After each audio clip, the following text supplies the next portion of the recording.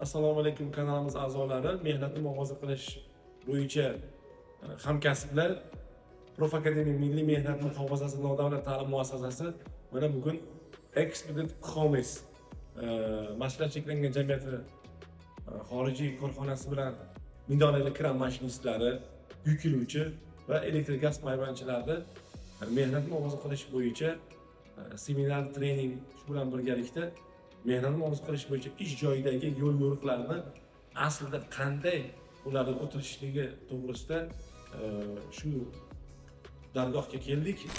Prof Akademiya bilan bir necha yildan beri hamkorlikda ishtirokchilarimiz yo'qida mana shu yerda bitta ko'p qavatli binolar qurishda yoshlarimizni shu kasb egalarini malakalar oshirishda katta yordam berishyapti. Xudoga shukr.